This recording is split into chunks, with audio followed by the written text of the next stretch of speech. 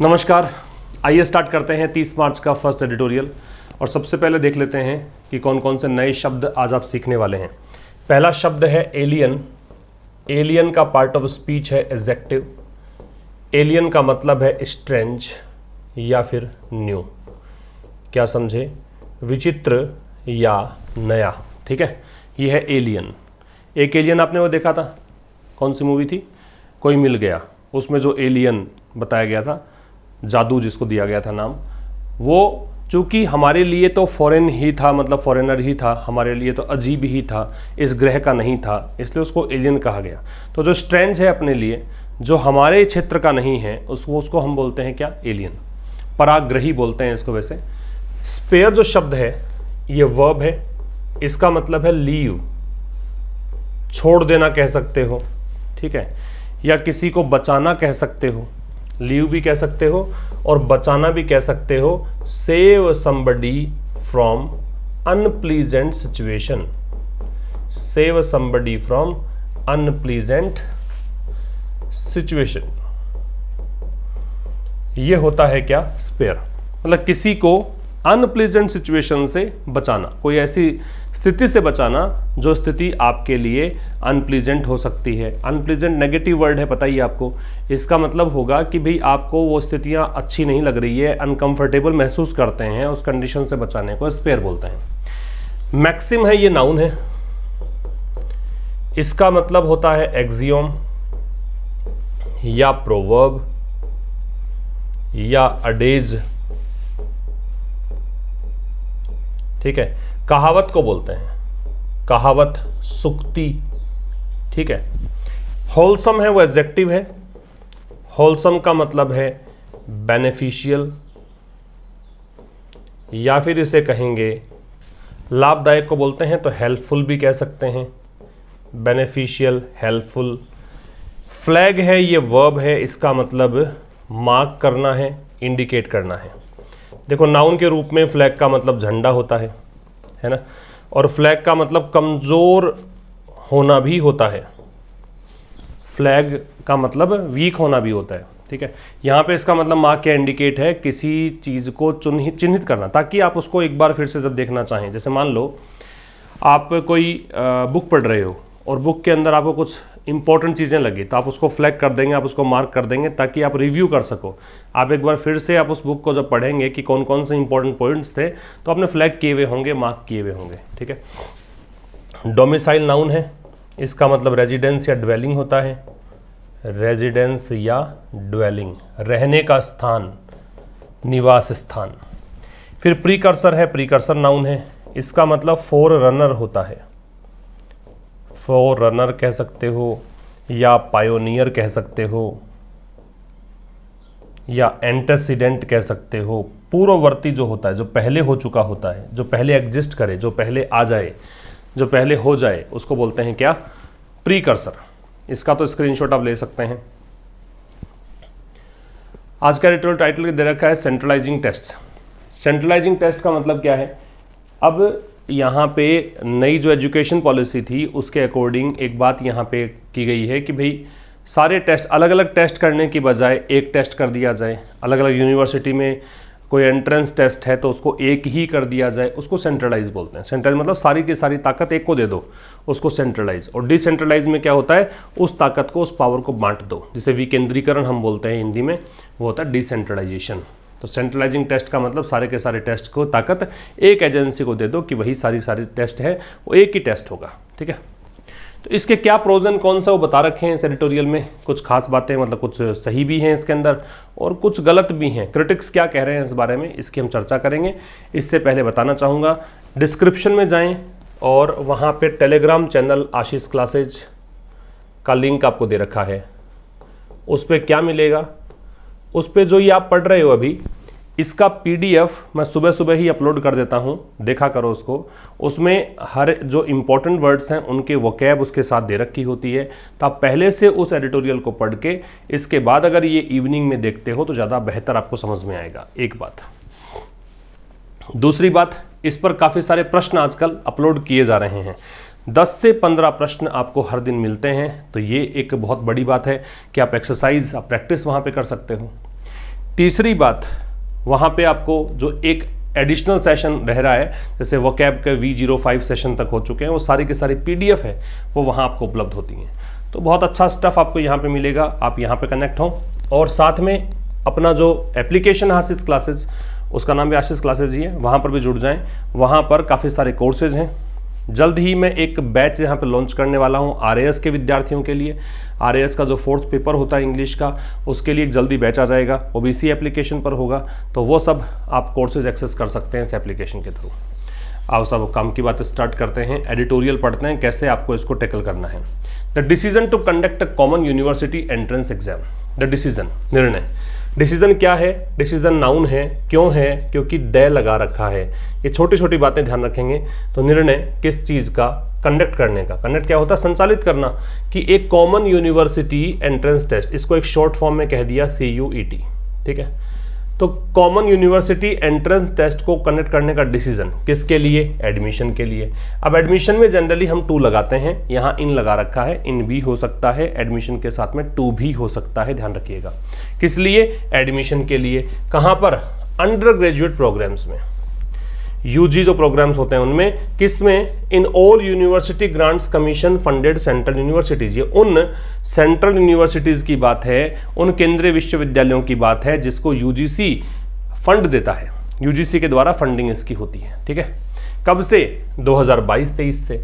अब ये जो निर्णय है ना, ये जो डिसीजन है, ये क्या कर रहा है कि हैज ट्रिगर्ड कंसर्न्स।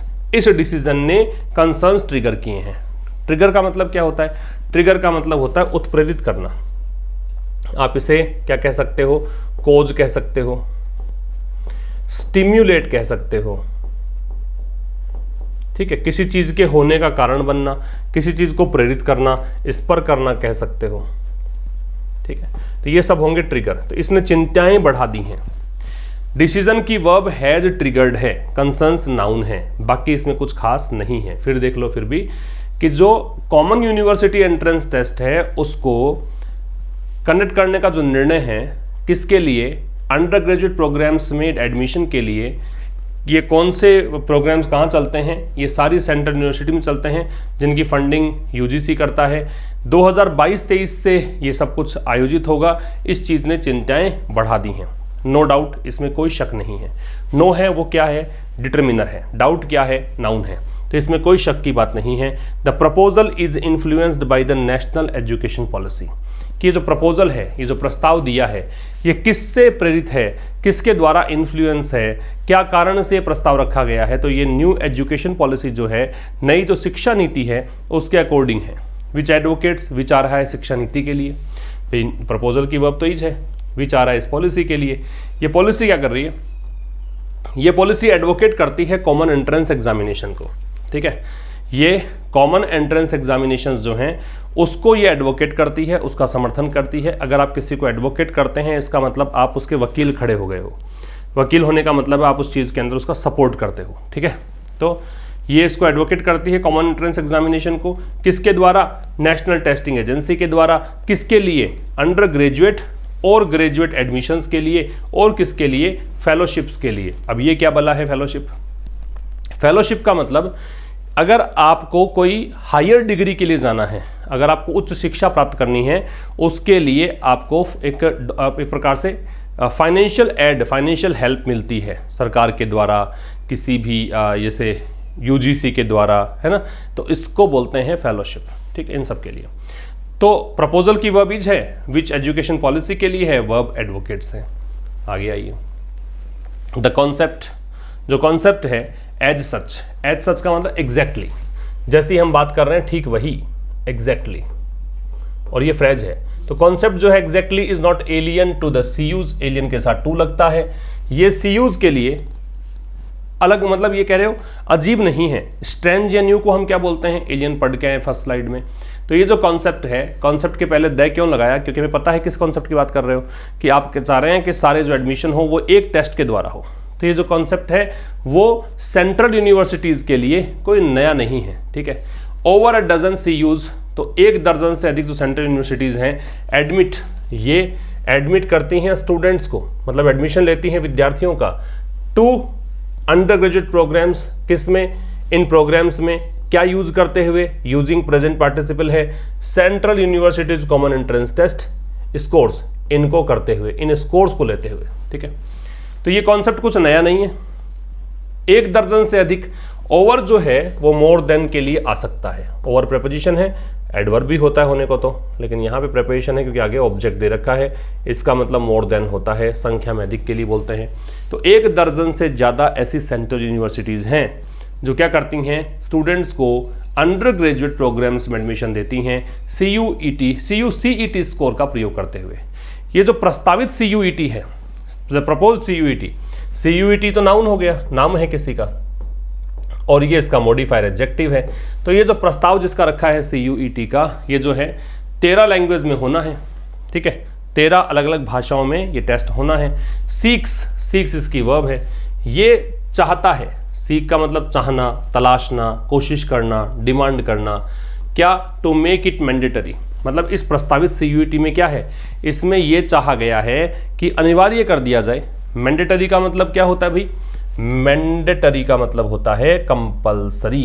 क्या होता है, कंपल्सरी, कि अनिवार्य कर दिया जाए 445 CUs, क्या कि जो 45 सेंट्रल यूनिवर्सिटीज़ हैं उनको आप इसके लिए मैंडेटरी कर दो। देयर आर, हाइफन लगा के बताया, देयर आर 54 सच इंस्टीट्यूशंस। ऐसे कितने हैं, ऐसे 54 इंस्टीट्यूशंस हैं।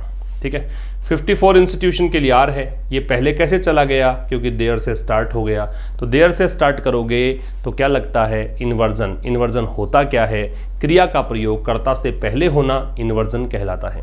तो ऐसी 54 इंस्टीट्यूशंस हैं, ये मैंडेटरी करो 45 CUs के लिए, है ना। Admissions using a single national level test score, क्या करना कि भाई आप कंडक्ट करें, क्या एडमिशंस, आप एडमिशंस लें, क्या करते हुए, एक single national level test score, राष्ट्रीय स्तर के एक टेस्ट स्कोर के आधार पर आप ये एडमिशंस लें, ये कहा गया है। This would spare aspirants, spare क्या होता है बताया था, स्पेयर का मतलब कोई अप्रिय स्थिति से बचाना। इससे क्या होगा, एस्पिरेंट्स क्या होते हैं, प्रतियोगी। ठीक है, जो भी कोई एग्जाम की तैयारी कर रहे हैं वो सारे एस्पिरेंट्स हैं। तो ये जो चीज़ है ना, इससे होगा क्या, अब ये इमेजिनेशन चल रही है लेखक की। जब आप किसी चीज़ की कल्पना करते हैं कि भविष्य में इस चीज़ से ऐसा होगा, तो उसके लिए किसका यूज़ करते हैं, वुड का। तो कह रहा है कि this would spare aspirants from taking multiple entrance test. इससे क्या होगा, इससे एस्पिरेंट्स बचेंगे। किस चीज़ से बचेंगे, स्पेयर के साथ में लगाते हैं फ्रॉम, फ्रॉम लग गया तो लगाएंगे ING। एक से एक चीज जुड़ती चली जाती हैं, स्पेयर के साथ में फ्रॉम लगेगा, फ्रॉम प्रेपोजिशन है तो ING लगेगा। ठीक है, इससे क्या होने वाला है, इससे जो एस्पिरेंट्स हैं वो बच जाएंगे किस चीज से, मल्टीपल एंट्रेंस टेस्ट देने से, मतलब उनको अलग अलग एंट्रेंस टेस्ट नहीं देने पड़ेंगे। साथ में ऑल्सो एलिमिनेट अनफेयर एडवांटेज, इससे ये भी होगा कि जो अनफेयर एडवांटेज मिलता है, मतलब गलत तरीके से किसी एक स्टूडेंट विशेष को लाभ मिल जाता है, gained from disproportionate scores in class 12th। और ये लाभ मिलता कैसे है, ये एडवांटेज गेन किया जाता है, डिसप्रपोर्शनेट का मतलब गैर अनुपातिक होता है, जो सही संतुलन में नहीं है वो डिसप्रपोर्शनेट है। Scores in class 12th, class 12th में अलग अलग मतलब डिसप्रपोर्शनेट तरीके से, एक सही अनुपात में स्कोर नहीं आता, अलग अलग तरीके से जो स्कोर आता है 12th में, उसके कारण ये अनफेयर एडवांटेज मिलता है। एडवांटेज नाउन है, अनफेयर एडजेक्टिव है। काम की बात ये है कि टेस्ट और एग्जाम, एग्जाम और टेस्ट जो है, टेक एग्जाम और टेक टेस्ट होता है। अगर एग्जाम देना है तो, अगर लेना है तो गिव होगा। अगर कोई टीचर आपका टेस्ट ले रहा है, टीचर आपका एग्जाम ले रहा है तो गिव लगाना है, दे रहे हो आप एग्जाम तो टेक लगाना है। ये काम की बात है। एग्जाम में प्रश्न पूछा जा सकता है, पूछा गया है प्रीवियस ईयर्स में। तो दिस की वर्ब है वो वुड स्पेयर है, ये एस्पिरेंट्स को बचाएगा किससे, मल्टीपल एंट्रेंस टेस्ट देने से। और क्या करेगा, अब ये वुड की ही वर्ब एलिमिनेट है ना, ऑल्सो दे रखा है बीच में क्योंकि हेल्पिंग वर्ब के बाद में ऑल्सो लगाते हैं। और ये क्या करेगा, ये अनफेयर एडवांटेज को हटाएगा। अनफेयर एडवांटेज कौन सा, जो कि क्लास 12th में डिसप्रपोर्शनेट स्कोर्स प्राप्त करने से होता है, वो एडवांटेज हटाएगा। Critics are evidently viewing, evidently का मतलब स्पष्ट रूप से, क्लियरली। तो जो आलोचक हैं, क्रिटिक्स कौन होते हैं, समीक्षक, जो दूर बैठे आलोचना करते हैं। एक आर्म चेयर क्रिटिक होता है, आर्म चेयर क्रिटिक। ये कौन होता है? ये कुर्सी पर बैठे बैठे आलोचना करते हैं। ये वो लोग हैं जो उस फील्ड के बारे में ज़्यादा नहीं पता होता उनको, लेकिन फिर भी ये आलोचना करते हैं। ये बस दूर से कमेंट्री करने वाले लोग हैं। ईडीएम है, इंपॉर्टेंट है। कल के सेशन में जो वोकैब का सेशन था V05, उसमें मैंने डिस्कस किया था। नहीं देखा वो सेशन, देखना जाके। क्रिटिक्स जो हैं वो स्पष्ट रूप से देख रहे हैं इस डेवलपमेंट, इस घटना को थ्रू द प्रिज्म। किस रूप में देख रहे हैं? इस प्रिज्म में। प्रिज्म मतलब एक लेंस। अब लेंस यहाँ पे एग्जैक्ट मतलब नहीं निकालना है, इसका मतलब ये है कि इस दृष्टिकोण से देख रहे हैं, ये नज़रिए से देख रहे हैं। नज़रिया क्या है? Narendra Modi government obsession with. Obsession with क्या होता है? किसी एक विचार के पीछे पड़ जाते हो ना आप, जब एक ही एक चीज़ दिमाग में काम करती रहे उसको बोलते हैं ऑब्सेशन। तो नरेंद्र मोदी सरकार जो है उसका ऑब्सेशन है क्या? Pushing the one nation one standard maximum in different sectors. मतलब सरकार के आपने सुना होगा कि अलग अलग सेक्टर्स में ये एक राष्ट्र और एक जोड़ देती है कुछ ना कुछ। एक रैंक, एक पेंशन, है ना, एक राष्ट्र एक आईडी, एक आधार कार्ड बना दिया कि ये एक राष्ट्र होगा तो एक ही आपको पहचान पत्र की ज़रूरत है। ऐसे ही एक ही राष्ट्र और एक ही एग्ज़ाम की ज़रूरत है। तो ये जो कह रहे हैं क्रिटिक्स, वो इस डेवलपमेंट को ऐसे देख रहे हैं, नरेंद्र मोदी सरकार का जो ऑब्सेशन है किस चीज़ के साथ, कि ये पुश करती रहती है, धकेलती रहती है इस प्रकार के मैक्सिम को, इस प्रकार की कहावत को, सूक्ति को अलग अलग सेक्टर्स में। डिफरेंट के बाद में नाउन है, वो ऑब्वियसली प्लूरल आएगी क्योंकि हम अलग अलग की बातें इसमें करते हैं। आगे हो। But as early as 1984। अब ये बता दो मुझे तो कि इसमें 1984 से पहले सीधा ही कर देते, बट इन 1984 क्या जरूरत पड़ गई एज अर्ली एज लगाने की? ये इसलिए लगाया गया है कि इस पे लेखक स्ट्रेस डालना चाह रहा है, इम्फेसिस डालना चाह रहा है कि देखो कितना जल्दी हो गया था। 1984 में ही ऐसा हो गया था। तो 1984 में ही ऐसा हो गया कि माधुरी आरशा कमेटी है, कमेटी का नाम है लुकिंग इनटू। ये कमेटी कौन सी थी? जो लुक इनटू का मतलब होता है इन्वेस्टिगेट करना। ये वो कमेटी है जो जांच कर रही थी किसका? द वर्किंग ऑफ सीयूज की वर्किंग की जांच कर रही थी। ठीक है, ये वो कमेटी है जो सीयूज की वर्किंग की जांच कर रही थी, मतलब सेंट्रल यूनिवर्सिटीज के कामकाज की जांच कर रही थी। रेकमेंडेड। अब फिर से आ जाओ इस कमेटी पर। इस कमेटी ने क्या किया? रेकमेंड किया, सिफारिश करी। ये इसकी वर्ब है। A national merit examination. ठीक है, इस एग्जाम की सिफारिश करी कि मेरिट जो है वो हम एक एग्जाम के आधार पर निकालेंगे।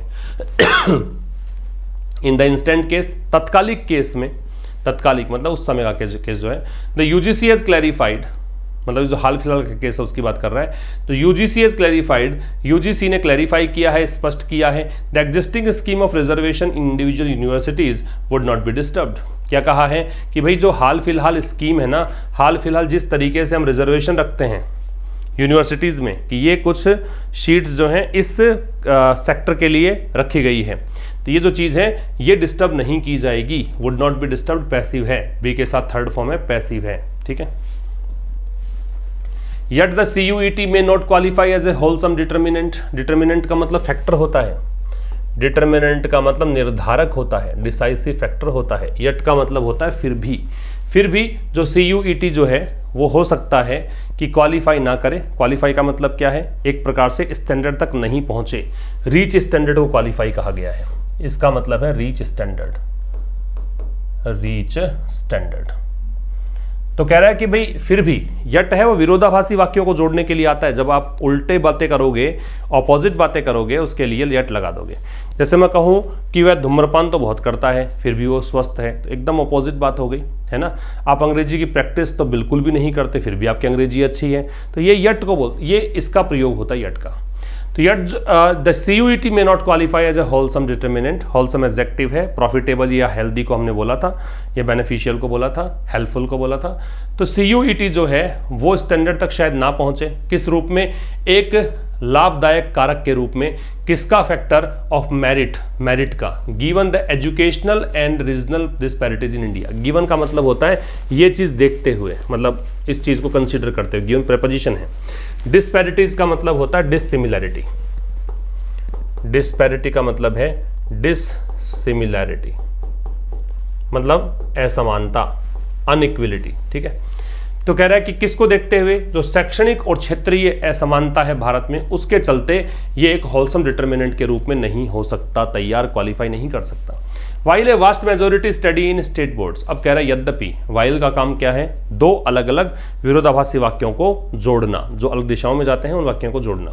दो या ऑल्दो का जो फंक्शन होता है वही फंक्शन इसका होता है। यद्यपि एक बहुत बड़ी मेजोरिटी जो है, बहुत बड़ा तबका जो है वो कहाँ पढ़ता है, स्टेट बोर्ड्स में, ठीक है।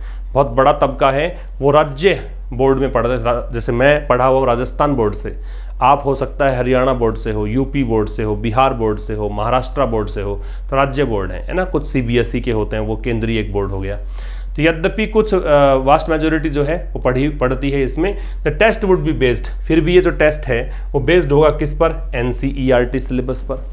एनसीईआरटी जो है वो सीबीएसई स्कूल्स में फॉलो किया जाता है, लार्जली मतलब मुख्यतया, फॉलोड मतलब इसको फॉलो कैसे कहाँ करते हैं, सीबीएसई स्कूल्स में। The policy limits the class 12th marks, ये जो पॉलिसी बताई है ना, ये लिमिट करती है क्लास 12th के मार्क्स को as a qualification benchmark. Benchmark का मतलब स्टैंडर्ड।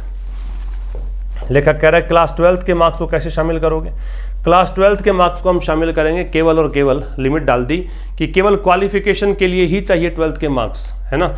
ये को डिटर्मिनेंट नहीं है मेरिट का, मतलब ये साथ में एक कारक नहीं है मेरिट का, मतलब मेरिट के लिए ये मार्क्स काम नहीं आएंगे, ठीक है। With the test being introduce just ahead of an admission season. अब जब ये टेस्ट जो है बीइंग इंट्रोड्यूस्ड किया जा रहा है, इंट्रोड्यूस का मतलब मार्केट में आप कोई चीज़ को लॉन्च करते हो, उसको बोलते हैं इंट्रोड्यूस करना। इसको रोल आउट भी कह सकते हो। इंट्रोड्यूस के लिए आप कह सकते हो रोल आउट। कोई भी नई चीज़ लॉन्च करना होता है, इंट्रोड्यूस करना होता है, उसको बोलते हैं रोल आउट। तो कह रहा है टेस्ट जो है वो इंट्रोड्यूस किया जा रहा है किससे पहले, ठीक पहले किसके, एडमिशन सीजन के। अब एडमिशन शुरू होने वाले हैं यूनिवर्सिटीज़ में, उससे पहले आपने टेस्ट की बात कर दी, है ना। अहेड के साथ ऑफ लगता है। Students whose learning process was disrupted. अब वो स्टूडेंट्स जिनका लर्निंग प्रोसेस जो है वो डिसरप्ट हुआ, डिसरप्ट का मतलब होता है बाधित हुआ, डिस्टर्ब हुआ कोविड-19 के कारण, वो स्टूडेंट्स की वर्ब में फाइंड है। वो हो सकता है कि ऐसा लगे उनको कि चैलेंजिंग काम है ये तो बहुत ही बड़ी चुनौती डाल दी, कैसे करेंगे, हमने तो पढ़ाई करी ही नहीं, हमने तो सोचा था इस बार भी कि कोरोना आएगा और फिर से हमें डिग्री ऐसे ही मिल जाएगी, हम तो ऐसे ही पास हो जाएंगे, है ना। ऐसा नहीं लिख रखा, ये तो मैंने बता दिया ऐसे ही। चलो, ये जो टेस्ट है वो इंट्रोड्यूस किया जा रहा है एडमिशन सीजन से पहले। तो स्टूडेंट्स जिनकी लर्निंग प्रोसेस, स्टूडेंट्स के लिए may find a learning process की verb was disrupted, passive voice है, जो कोविड-19 के कारण डिस्टर्ब हुई थी। ये जो लर्निंग प्रोसेस है इनकी डिस्टर्ब हुई थी, वो स्टूडेंट्स हो सकता है इनको चैलेंजिंग लगे ये काम। Education ministers from Tamil Nadu, Meghalaya और अरुणाचल प्रदेश, अब जो शिक्षा मंत्री हैं इन राज्यों के, हैव फ्लैग्ड, इन्होंने चिन्हित किया है सम लेजिटिमेट कंसर्न्स। लेजिटिमेट का मतलब होता है लीगल या वैलिड, बिल्कुल कुछ उचित जो होने चाहिए वो चिंताएं जाहिर की है। फ्लैग का मतलब मार्क किया है, इंडिकेट किया है, बताया है कुछ कि हमारी ये चिंताएं हैं। इन द नॉर्थ ईस्ट, उत्तर पूर्व की अगर बात करें, the argument about the test possibly affecting the interest of state domiciles, तो जो आर्ग्यूमेंट है, जो तर्क है किस बारे में, कि टेस्ट जो है वो संभवतः प्रभावित करेगा किसको, राज्य के हित को, है ना। राज्य के डोमिसाइल्स है, मतलब जो निवासी हैं, जो स्टेट डोमिसाइल्स हैं उनके हितों प्रभावित करेगा। टू सिक्योर एडमिशन, किस लिए, एडमिशन प्राप्त करने में, इन अ यूनिवर्सिटी, एक ऐसे यूनिवर्सिटी में, in the region can not be ignored, मतलब किसी क्षेत्र में इस बात को इग्नोर नहीं किया जा सकता। फिर समझो, नॉर्थ ईस्ट में, उत्तर पूर्व में जो आर्ग्यूमेंट है उस आर्ग्यूमेंट को इग्नोर नहीं किया। सीधा आ जाओ, आर्ग्यूमेंट के साथ में कैन नॉट और बी इग्नोर्ड, पैसिव वॉइस, ठीक है, बी के साथ थर्ड फॉर्म। तो इस आर्ग्यूमेंट को नहीं कर सकते आप इग्नोर। आर्ग्यूमेंट किस बारे में है, टेस्ट के संभवतया अफेक्ट करने के बारे में, कि संभवतया जो टेस्ट है ये स्टेट डोमिसाइल्स के जो हित हैं उसको प्रभावित करेगा, किस लिए, यूनिवर्सिटी में एडमिशन लेने के लिए, ठीक है। देयर आर जेन्युइन एप्रहेंशन, जेन्युइन मतलब रियल होता है, जेन्युइन का मतलब होता है रियल, और एप्रहेंशन का मतलब फियर होता है, डर को बोलते हैं। आर इसलिए क्योंकि एप्रहेंशंस की वर्ब है, देयर से स्टार्ट है इसलिए इन्वर्जन लग रहा है। तो कुछ वास्तविक चिंता के कारण है, कुछ भय की बात है। अबाउट CUET सर्विंग, किस रूप में, कि CUET जो है, सर्व का मतलब होता है फुलफिल करना, पूरा करना, एज ए प्रीकर्सर, प्रीकर्सर का फॉररनर होता है, एंटेसिडेंट होता है, पायोनियर होता है। तो ये काम करेगा किस रूप में, एक प्रीकर्सर के रूप में, एक अग्रदूत के रूप में, to introducing a national wide entrance test, कि आप एक राष्ट्रीय स्तर का एंट्रेंस टेस्ट यहाँ पे लाना चाहते हो सभी अंडर ग्रेजुएट कोर्सेज के लिए, ठीक है, ये बात देखो, यूजीसी हैज सेड, यूजीसी की वर्ब हैज सेड है, यहाँ दैट लगाओ तो बहुत बढ़िया, नहीं लगाओ तो आपकी मर्जी, कोई खास बात नहीं। तो यूजीसी ने कहा है कि all institutions are free to use the test score for admissions, कि सारे के सारे संस्थान हैं वो फ्री हैं कि वो अपने एडमिशन के लिए जो भी टेस्ट स्कोर एक मापदंड रखना चाहें वो रख सकते हैं। ठीक है, it has been sufficiently demonstrated, sufficiently का मतलब पर्याप्त रूप से, इस बात को बहुत ही सफिशिएंट तरीके से दर्शाया गया है, डेमोन्स्ट्रेट किया गया, डेमोन्स्ट्रेट दर्शाना, डिस्प्ले करना, शो करना। दैट की कंजंक्शन है, common entrance test spawn, spawn का मतलब होता है फैलाना, ग्रो करना कह सकते हो, या इसको पैदा करना, जनरेट करना कह सकते हो। ठीक है, तो कह रहा है कि इट हैज़ बीन, इट की वर्ब है वो हैज़ बीन डेमोन्स्ट्रेटेड है, सफिशिएंटली एडवर्ब है। तो इस बात को बहुत ही बिल्कुल सफिशिएंट तरीके से दर्शाया गया है, क्या कि कॉमन एंट्रेंस टेस्ट जो है वो कोचिंग इंडस्ट्री को पनपने में मदद करते हैं। मतलब अगर ये टेस्ट लग गया तो कोचिंग वाले बोर्ड लगा लेंगे कि भाई हम इस टेस्ट की तैयारी करवाते हैं, तो ऐसे कोचिंग इंडस्ट्री ग्रो करेगी। एंड इंड्यूस, और ये क्या करेगा, इंड्यूस करेगा, इंड्यूस मतलब स्पर करना, प्रेरित करना, इनकरेज करना।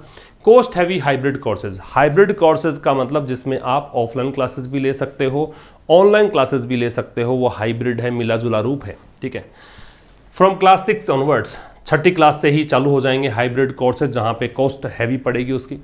क्रिएटिंग ए डिवाइड, क्या करते हुए, डिवाइड क्रिएट करते हुए, डिवाइड मतलब एक जो क्या कह सकते हो कह सकते हो अंतर पैदा करते हुए, किसके बीच में, haves and have nots. Haves मतलब अमीर होता है, हैव नॉट्स मतलब गरीब होता है। हैव नॉट्स की चर्चा हमने वोकैब के सेशन नंबर शायद 2 और 3 में की है। हैव नॉट्स का मतलब होता है स्किंट, डेस्टिट्यूट, पॉपर, पुअर, है ना, ये सब जो गरीब के लिए जो वर्ड आते हैं वो सारे हैव नॉट्स, ये सिनोनिम्स हो जाएंगे। बिटवीन के साथ में एंड लगता है तो ये एंड है। The country has miles to go, देश को मीलों आगे जाना है ना। इन इनेबलिंग एक्सेस, किस लिए, एक्सेस प्राप्त करने के लिए, एक्सेस में टू लगता है। Entry level higher education, entry level जो हायर एजुकेशन है उसमें एक्सेस प्राप्त करने के लिए देश को बहुत लंबी दूरी तय करनी है। And bridging the gender and economic gap, और इसमें ब्रिज करना है। ब्रिज का मतलब है टू मेक स्मॉलर, छोटा करना, गैप कम करना। ठीक है, ब्रिज वैसे पुल होता है जो कनेक्ट करता है, चीज़ों को जोड़ता है, कनेक्ट भी इसका सिनोनिम होता है। और ब्रिज करने के लिए जेंडर और जो आर्थिक गैप है, in its university portals, university portal बना दिया, एक जगह पे सारे यूनिवर्सिटीज़ के डाल दिए डेटा आपने, वो पोर्टल हो गया। उसमें जो ये गैप है इसको कम करने में, तो देश को मीलों दूरी तय करनी है। किस किस चीज़ में, एक तो एक्सेस इनेबल करने में कि भी एक्सेस मिले एंट्री लेवल हायर एजुकेशन के लिए, दूसरा ये गैप कम हो यूनिवर्सिटी पोर्टल में। इट्स आ रहा है, ये देश के लिए आ रहा है। इन सच सर्कमस्टेंसेस, सर्कमस्टेंसेस होते परिस्थितियां, ऐसी परिस्थितियों में it needs to be dispassionately examined, इस चीज़ की एग्जामिन किए जाने की जरूरत है। बी के साथ थर्ड फॉर्म पैसिव है, डिस्पैशनेटली एडवर्ब है। डिस्पैशनेटली का मतलब यहाँ पे है लॉजिकली, मतलब पैशनेटली नहीं है। पैशनेट का मतलब पूरे जुनून से, यहाँ पैशनेट नहीं है, इसमें अनइमोशनली है, इसमें कोई जुनून उत्साह वैसा नहीं चाहिए। सोच समझ कर कदम उठाओ, ठंडे दिमाग से सोचो, है ना, लॉजिकल सोचो, अनइमोशनल रह के सोचो, भावनाओं का आवेग नहीं होना चाहिए। तो इस बात की डिस्पैशनेट तरीके से एग्जामिन किए जाने की जरूरत है। If prescribing a single entrance test, prescribe का मतलब निर्धारित करना, डिटरमिन करना, कि अगर आप कोई सिंगल एंट्रेंस टेस्ट प्रेस्क्राइब करते हो, किस रूप में, एक सोल डिटर्मिनेंट, सोल मतलब ओनली, डिटर्मिनेंट का मतलब फैक्टर ऑफ मेरिट, कि मेरिट के लिए आप एकमात्र डिटर्मिनेंट रखते हो एक सिंगल एंट्रेंस टेस्ट को। इधर फॉर सीयूज, या तो आप चाहे सेंट्रल यूनिवर्सिटीज़ के लिए हो, और for the higher education system, या उच्च स्तरीय शिक्षा के लिए हो। एज अ होल, कुल मिलाकर संपूर्ण रूप से, क्या ये प्रैग्मेटिक है, क्या ये व्यवहारिक है। प्रैग्मेटिक का मतलब फिजिबल होता है, प्रैग्मेटिक का मतलब वाइबल होता है, प्रैग्मेटिक का मतलब प्रैक्टिकल होता है। तो ये सब इनके सिनोनिम्स हैं। ठीक है, फिर समझिए, इट की वर्ब है नीड्स, प्रेस्क्राइबिंग की वर्ब है वो है इज, प्रेस्क्राइबिंग है वो जेरेंड है, सोल का ओनली डिटर्मिनेंट का मतलब फैक्टर है, बताया था। ईदर के साथ और लगेगा, ये और लग रहा है। ठीक है, तो ये हो गया आज के इस क्लास में। एक और समझ लो, सच के साथ प्लूरल नाउन है, सच के बाद नाउन प्लूरल आती है अगर काउंटेबल हो तो, अगर अनकाउंटेबल हो तो फिर ठीक है। ठीक है, तो ये था आज के इस सेशन में। अब मिलेंगे नए सेशन में कल ठीक शाम 5 बजे, तब तक के लिए नमस्कार, थैंक यू वेरी मच।